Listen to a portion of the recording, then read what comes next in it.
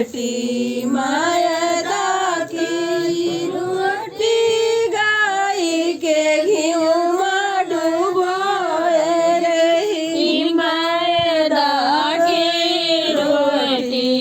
मैदा की रोटी गाय के घी में डूबाई रही बासमती के चावल